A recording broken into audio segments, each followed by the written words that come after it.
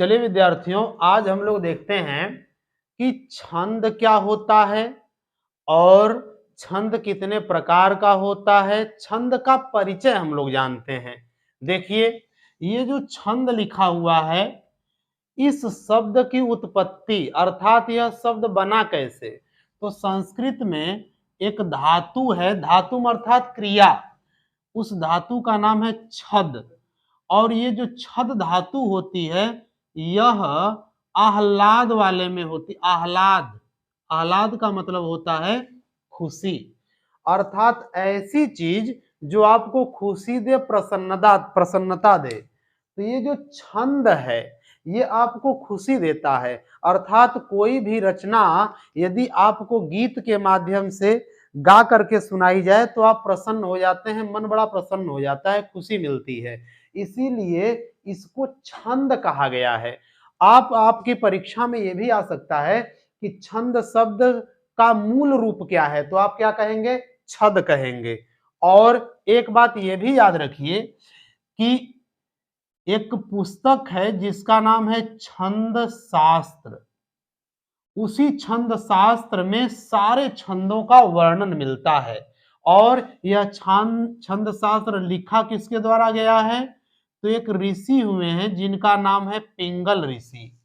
पिंगल ऋषि या पिंगल मुनि। और इनके ग्रंथ को या पुस्तक को क्या कहा जाता है? छंद शास्त्र। और अगर ये न कहें तो कह सकते हैं पिंगल शास्त्र, ये भी कहा जा सकता है। अर्थात छंद शास्त्र को पिंगल शास्त्र के नाम से इसलिए जाना जाता है क्योंकि इसके रचने वाले, इसके रचयिता, इसके जो लेखक हैं वो कौन है? पिंगल ऋषि हैं, इसलिए इसको पिंगल शास्त्र भी कहा जाता है।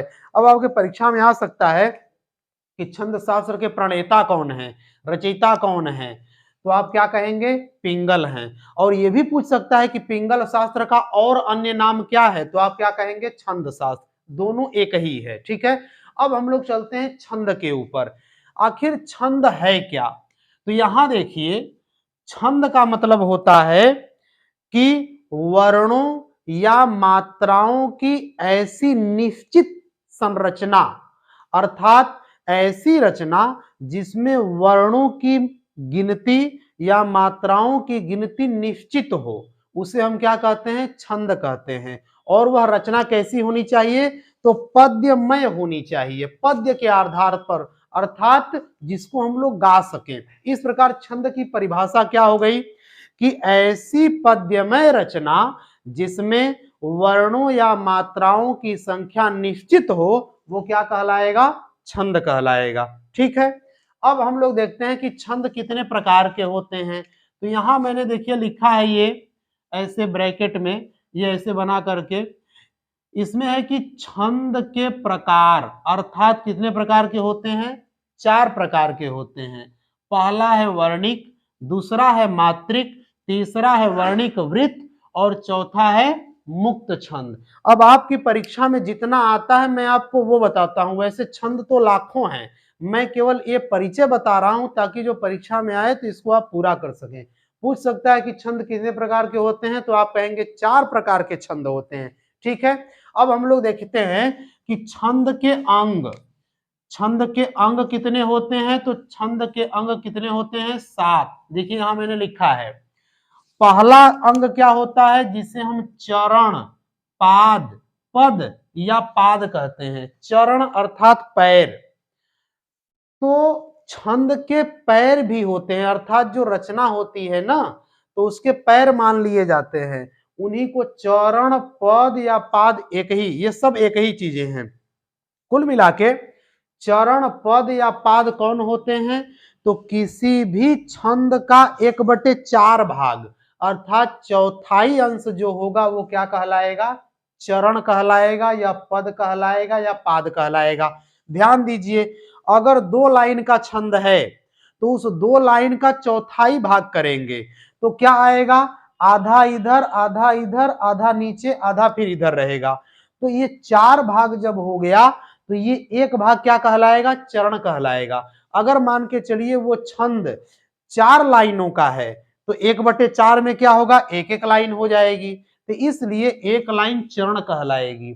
दोहा को ले लेते हैं। दोहा जब आप देखते हैं तो दोहा में देखिए ऐसे होता है, फिर ऐसे, ऐसे होता है, ऐसे, यहां विराम, यहां विराम, हुआ कितने लाइन का? 2 लाइन का। लेकिन हम चौथाई अंश करेंगे तब चरण कहलाएगा। तो चौथाई अंश क्या हुआ? 1 2 3 4। तो अब ये वाला भाग, ये वाला भाग, ये और ये क्या कहलाएंगे? चरण कहलाएंगे। ठीक है, इन्हीं को पाद भी कहते हैं। पाद माने पैर या चरण, पद भी कहा जाता है।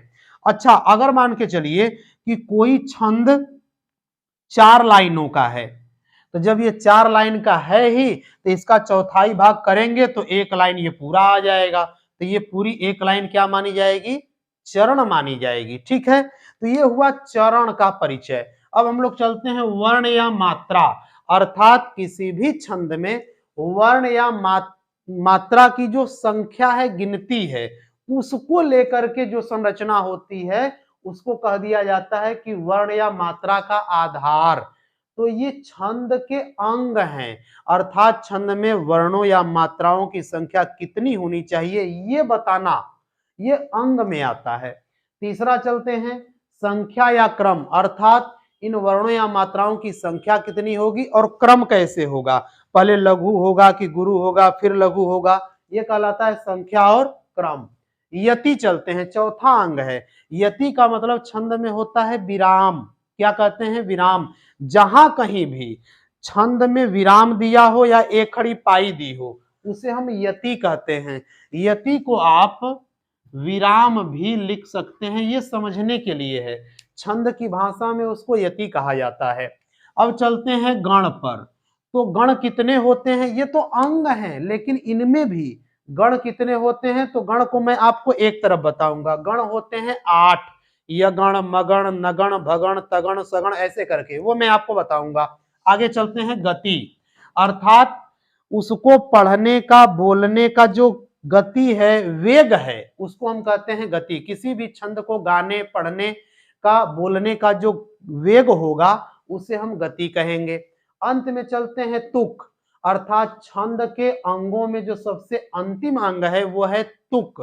तुक का मतलब होता है कि किसी भी रचना में, छंद में अगर अंतिम में तुक मिल रहा है, जैसे अगर मैं कहूंगा कि अंत में लिखा है नहीं, तो नीचे हो जाएगा यही। तो देखिए नहीं और यही एक ही जैसे धुन वाले हैं कि नहीं, स्वर वाले, जैसे नहीं, यही, वहीं, कहीं।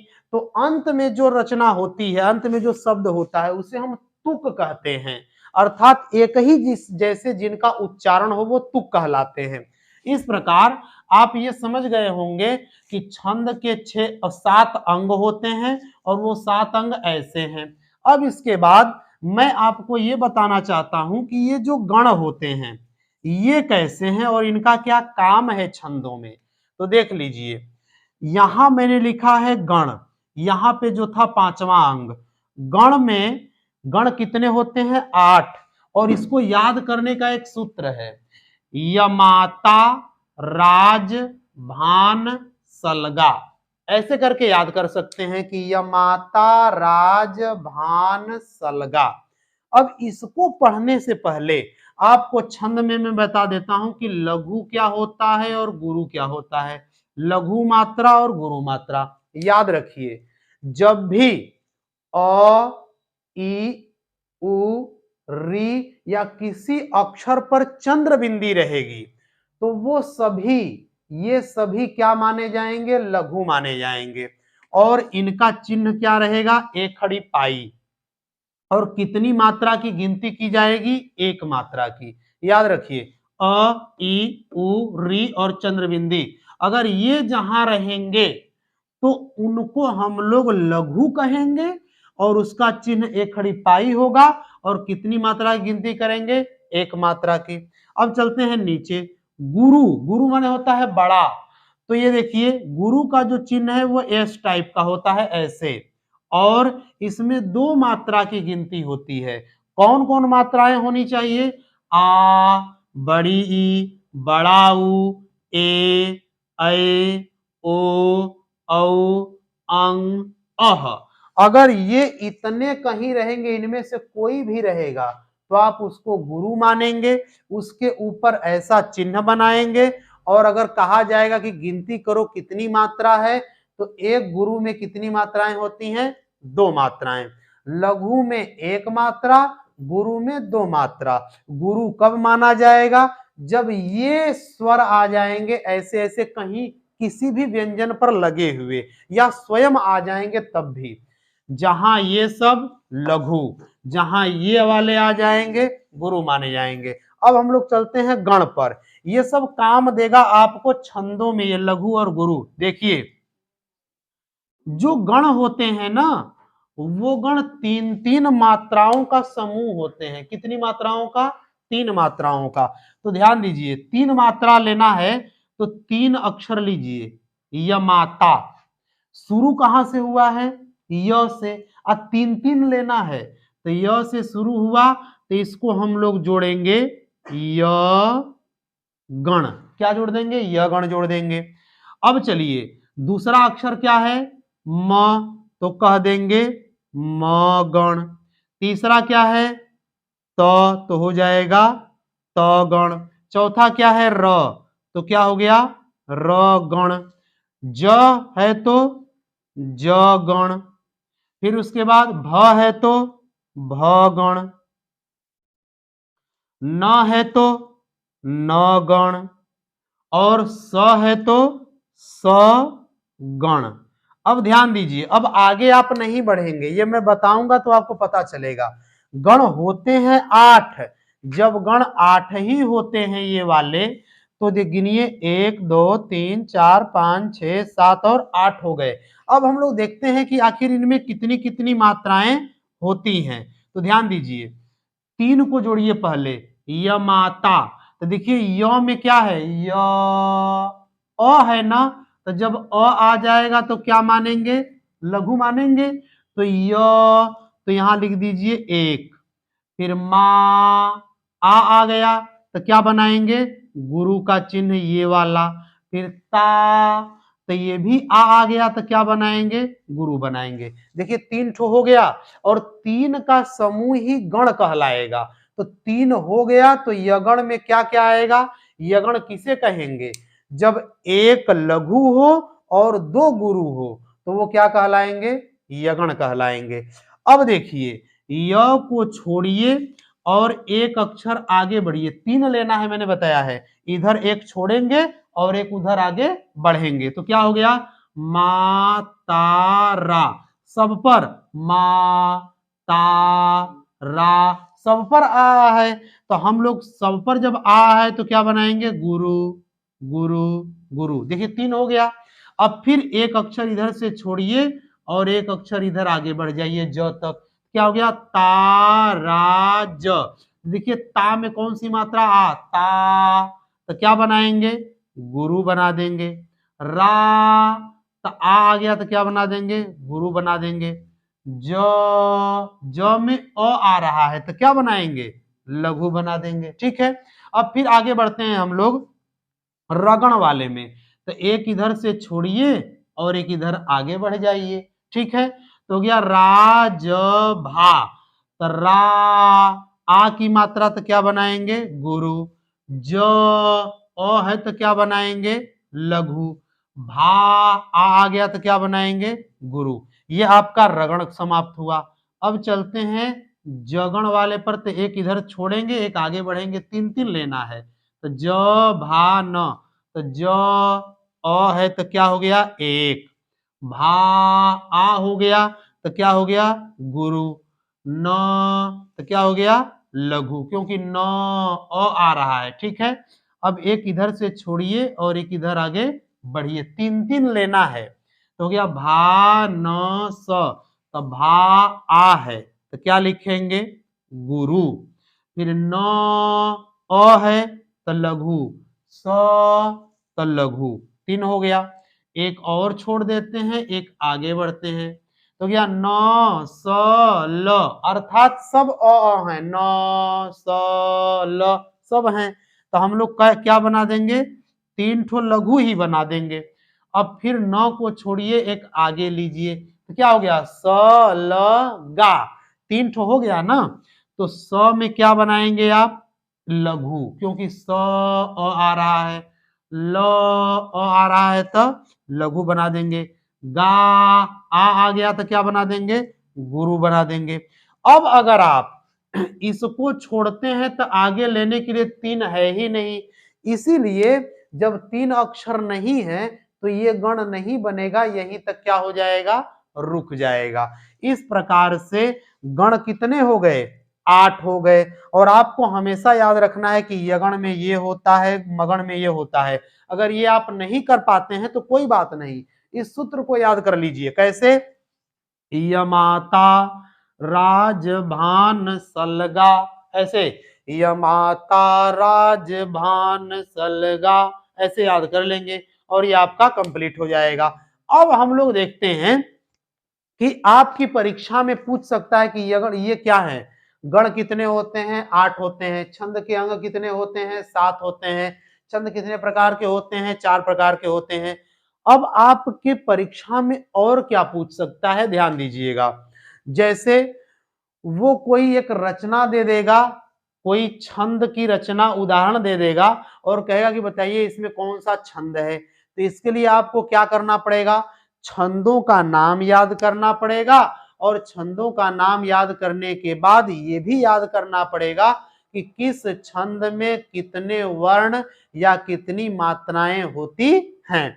तो अब मैं आपको बताना चाहता हूं कि जो वर्णिक छंद मतलब जिसमें वर्णों की गिनती हो, मात्रिक छंद मतलब जिनमें मात्राओं की गिनती हो। तो देखिए हम लोग एक तरफ समझ लेंगे पहले वर्णिक छंद, फिर उसके बाद समझेंगे मात्रिक छंद। मैं कुछ ही छंदों को आपको यहां पर बता रहा हूं, आप लोग देख लीजिएगा कि जैसे 20-25 छंद, 20-25 छंद वर्णिक और 20-25 छंद मात्रिक वाला मैं आपको बता देता हूं। चलिए अब हम लोग देखते हैं।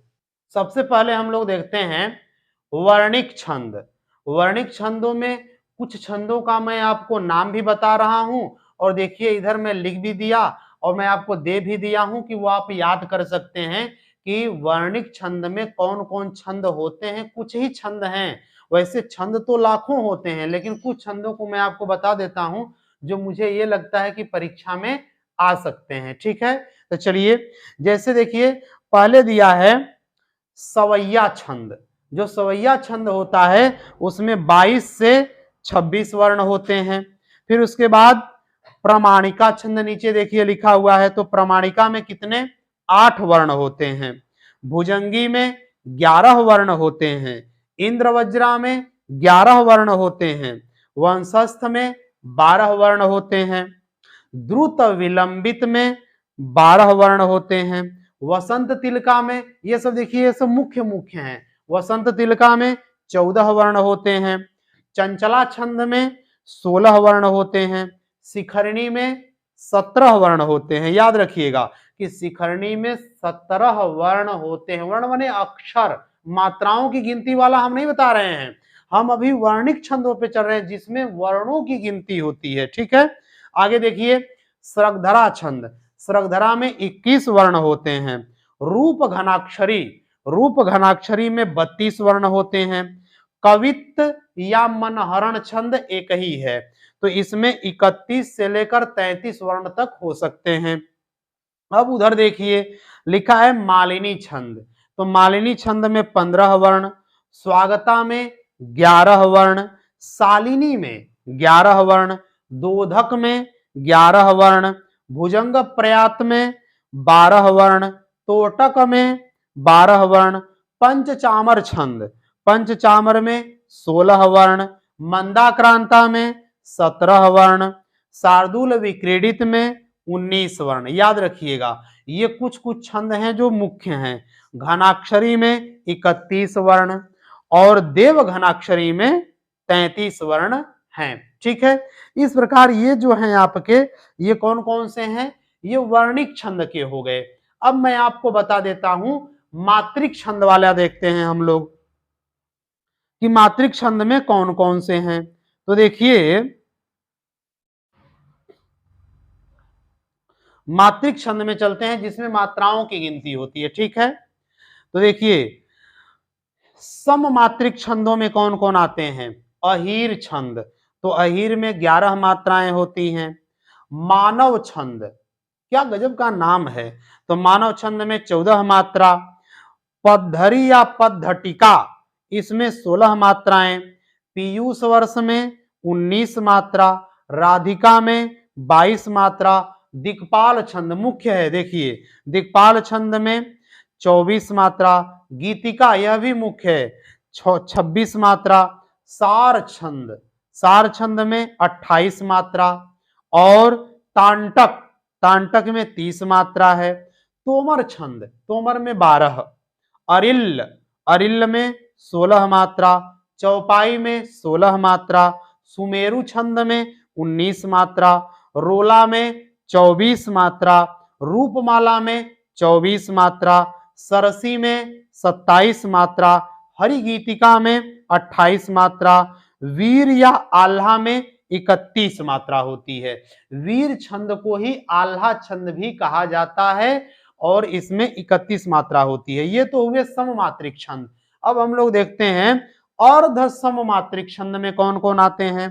तो जैसे बरवय छंद, तो बरवय छंद में देखिए लिखा है कि विषम चरण में 12 मात्रा और सम चरण में 7 मात्रा। इस प्रकार कितने हो गए? 19। ठीक है, दोहा में, दोहे में विषम में 13 और सम में 11 होते हैं। ये आपको समझ में आ रहा है कि अविषम चरण अर्थात पहला और तीसरा में 13-13 रहेंगे और दूसरा और चौथा इस सम है, 2 और 4 सम है तो उसमें 11-11।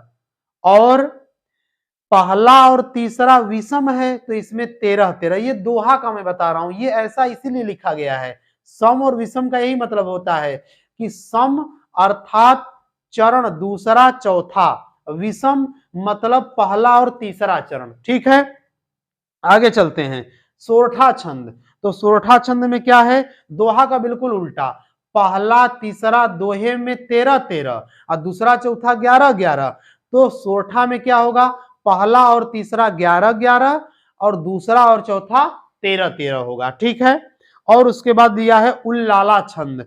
तो उल्लाला जो छंद है इसमें देखिए पहले और तीसरे में 15 हो जाएंगे और दूसरे और चौथे में 13 हो जाएंगे। इस प्रकार देखिए ये आपके कौन से हुए? अर्ध सम मात्रिक छंद हुए। अर्ध सम मात्रिक अर्थात आधा जो चरण होगा वो सम मात्रिक में होगा और आधा चरण किसमें? विषम मात्रिक में होगा। इसकी ये गिनती की जाती है कि जैसे पहला और तीसरा जो होगा यह आपका विषम हो जाएगा, दूसरा चौथा सम माना जाएगा। ठीक है, इस प्रकार ये कौन है? अर्ध सम मात्रिक। अब हम लोग चलते हैं विषम मात्रिक छंद। विषम मात्रिक में 2 छंद हैं, कौन कौन? एक कुंडलियां और एक छप्पय छंद, जिसे हम लोग ये रोला और प्लस उल्लाला कहते हैं। तो देखिए कुंडलियां छंद बनता किससे है? तो दोहा और रोला को जोड़ करके क्या बनता है? कुंडलियां छंद बनता है, याद रखिएगा। कुंडलियां छंद दोहे और रोले को जब जोड़ दिया जाता है तो ये क्या हो जाते हैं? कुंडलियां छंद होते हैं। तो दोहे में कितने? दोहे में हो जाते हैं आपके 13 और 11, तो कितने? 24 हो जाते हैं। ठीक है, अब हम लोग देखते हैं, और रोला में 24 होता ही है। अब आगे छप्पय वाला देख लेते हैं। तो छप्पय में कौन है? रोला प्लस उल्लाला छंद है। देखिए रोला में 24 हो जाते हैं और उल्लाला में कितने हो जाते हैं? उल्लाला में आपके 28 हो जाते हैं।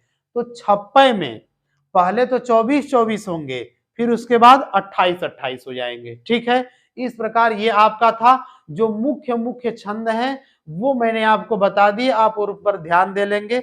इस प्रकार आपका यह जो छंद का भाग था यह पूरी तरह से समाप्त हो गया।